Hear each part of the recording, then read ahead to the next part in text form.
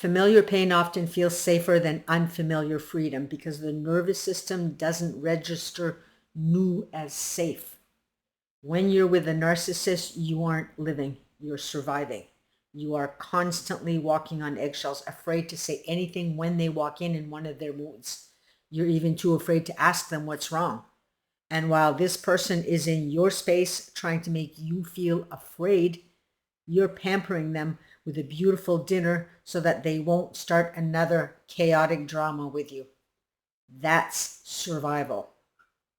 And even on days that they aren't walking with a stone cold look on their face where you'd like to talk to them about something important, you play it over and over in your head how you can ask. But when it's time to approach them, your heart starts beating really fast and you turn away because you know what would happen if you asked for what you wanted. So you don't. You shut up. You make yourself small. You stop bringing things up, not because you're okay, but because you know what the blowback will be. Their sudden shift in mood when you dare to speak your truth. Maybe they won't yell. It might not be that fit of rage that they do or a round of word salad, but their silence, their lack of response, their coldness, their twisted logic, it's just too hard to take. And that happens when you ask for silly little things like, can we stop at that yard sale, when they know full well that you love yard sales and you feel hurt every time that your needs or wants get ignored again. So rather than be put through that kind of rejection again, because that's what it is, it's rejection, that kind of hurt, you know, will linger on forever in your heart. So you stifle, you don't ask. You return home with them from the grocery store knowing full well that once again you're going to spend the rest of your day alone again. So instead of expressing yourself, you adapt. You end up focusing all your energies managing them, their emotions, their reactions, their comfort, all for them and nothing for you. And somewhere along the way, you forget about your needs, except for one, and that is to be safe. Safe from being put down, safe from being yelled at, safe from dealing with another rejection, because survival means safety first. And safety in the situation that you're in means don't provoke them. Another form of survival mode is in trying to get some form of acknowledgement. And as much as you've been made to feel shame for wanting to be acknowledged, acknowledgement is an absolute need for survival in human beings. Acknowledgement isn't just a nice thing. It's a core human need. From the moment that we're born, our nervous systems are wired to look for signals that we exist, that we matter, that we're seen, and that we have permission to move forward. In healthy relationships, this shows up in simple ways. Eye contact, someone listening when you speak, a nod, a response, a yes, I hear you. These small moments aren't small to the nervous system. They are signals of safety and belonging. When we're ignored, dismissed, or invalidated, especially repeatedly, the brain doesn't just register disappointment here. It registers danger. Because to a human, especially one wired for connection, being unseen feels like death.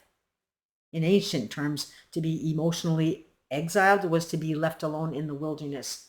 That's how primal this is. So in relationships, acknowledgement becomes a form of survival. It says you exist, you're real, you're not alone in this world. I mean, what is the purpose of a relationship if there isn't any acknowledgement? And to boot, you aren't getting acknowledged, yet the main reason that the narcissist is with you is so that they can be acknowledged. Is that not a paradox here? So if it's that important to them, it should be equally important to you. But you aren't getting any. So in order to survive, what do? We spend all of our available time doing things for them. We might clean the basement, a mess of their doing, rather than meet friends for a leisurely walk. We might spend the day in the kitchen making all their favorites when we should have been studying. All so that we can get a thank you, a cookie crumb, An 8-hour day doing for them in exchange for a 20-second phrase like, "Aw, that's so nice, thanks." And then they go back to their worlds while you spend the evening alone. You worked hard for that pay. And that was a desperate attempt to be acknowledged. Survival. The thing is this didn't start with them. If you look deeper, you might realize that you never really felt safe, not even as a kid. You learned early on that love was conditional, that if you cried too much or wanted too much or were too much, you'd be punished or ignored. So you became hyper aware. You monitored everyone else's emotions. You performed, you pleased or withdrew just to stay okay. The same way that you do now. Because when the narcissist entered your life, instead of healing that wound, they exploited it. They gave you just enough love to hook you and just enough fear to keep you frozen. They mirrored that old survival state from childhood so perfectly that you didn't even question it. You just thought that's what love feels like, a tight chest, spinning thoughts, walking on glass or eggshells. Survival mode isn't just something that happens when we're in abusive relationships. After going through childhood trauma, be it neglect or other, your life becomes about being in survival mode. Even after the narcissist in your life is long gone. It can be a daily way of functioning when life feels overwhelming, unsafe, or unpredictable. It's not just a mood, it's a full body state, a nervous system response, something that we need to heal. It's a way that your brain adapts to get through and not thrive. And the experiences in your life reflect that and are going to continue to reflect that until you make the necessary changes, which I will suggest at the end of this video. So here are some everyday examples of survival mode. Financial stress. You're barely scraping by. Rent is due, bills are stacking up, and your income doesn't cover it all. You stop planning ahead and just focus on, what do I need to do to survive today? You avoid checking your bank account because it feels too triggering. You make decisions from panic, not logic. Buying fast food because you're too stressed to cook, or ignoring bills because you can't deal. Your brain is in fight or flight, not future building.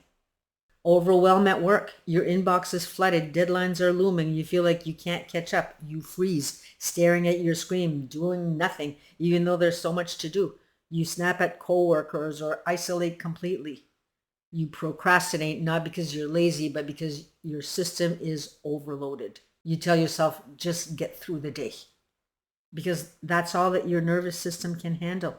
Then you have emotional burnout. You've been holding it together for everyone, the kids, family, work, and there's nothing left for yourself. You feel numb, you feel disconnected, or like you're watching your life from the outside. You sleep too much or too little.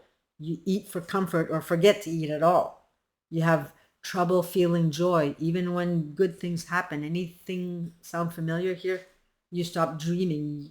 Survival mode shuts down long-term thinking because the brain only wants to survive the now. Survival mode is a state of hypervigilance or shutdown. Your nervous system is either running full speed to protect you, fight or flight, or shutting you down to conserve energy, freeze. It's not a character flaw. It's not you failing at life. It's your biology doing exactly what it was designed to do in unsafe conditions, protect you. But the thing is when survival mode becomes a lifestyle, not just a short-term response, it slowly erodes your sense of self, your dreams, and your ability to connect. And survival mode doesn't always feel like panic either. Sometimes it feels like shutting down, like emotional numbness. That would be the flight. Other times it's constant overthinking, analyzing what you said, how you said it, whether you look too upset, too needy, too distant. You over-apologize, you fawn, you micromanage, you avoid, you stay quiet because on some level your body is screaming, don't upset them or you'll lose the little safety that you have. Your nervous system is in fight, flight, freeze, or fawn, even if you don't know it. You stop trusting yourself. You become addicted to fixing, to over-functioning, to staying in control. But deep down, you feel trapped. You're stuck in a loop, trying to avoid abandonment and trying to feel worthy. And we'll get to some good stuff after, so don't get too discouraged here. But all of this while ignoring your own body's alarms. That is survival mode. I'm personally a huge fan of Dr. Joe Dispenza, and I want to talk a bit about his teachings here regarding survival mode. And for those interested, I'll leave links to his books down below. And he's also got CDs that you can listen to, and he's amazing. He talks about how the body, when stuck in survival, becomes chemically addicted to stress. In his words, when we're in survival, we're not living in the present moment. We're living in the past. Our bodies remember the trauma, the rejection, and the abandonment. When you're in survival, the outer world becomes more real than your inner world. In other words, you stop listening to yourself and instead you start watching them, their tone, their expression, their silence. That becomes your guidance system. So you're living their life, not yours. But the thing is in this state is only meant to last a short time. I talk about this in a lot of my videos. It's for danger and things like that. Yet many of us live in it for years because the narcissist kept us stuck and because our past told us this is normal, this is love, this is what you deserve. At a certain point, survival mode just isn't a reaction. It becomes who you are. It's in your voice. It's the way that you check your tone before you speak. It's in your posture, how your shoulders curve inward like you're trying to disappear. It's in your habits, avoiding conflict at all costs, because even the smallest argument feels like the floor is going to drop out beneath you.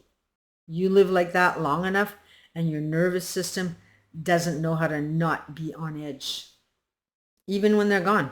The narcissist, the abuser, the manipulator, your body still feels like it's at war. You're not reacting to the present. You're reacting to every moment where you did not feel safe. Every time that your truth got twisted. Every moment that you had to keep quiet just to make it through the day. But this isn't just mental. Your body pays the price. When you're stuck in survival, your system is flooded with chemicals that are only meant for emergencies. Stress hormones that are never meant to be released all day, every day. You're not supposed to have cortisol and adrenaline going through your body all the time. It's only for emergency purposes. But in a narcissistic relationships, every day feels like an emergency. And over time, that constant internal alarm, it does real damage. You can't sleep through the night. Your body jolts awake, your heart pounding like something bad is about to happen. You develop stomach issues, IBS, nausea, ulcers, because digestion literally shuts down in survival. Your immune system tanks. You're sick all the time. Your muscles stay clenched. Chronic back pain, neck tension, your jaw locked so tight that you wake up in pain, and you're exhausted, not tired.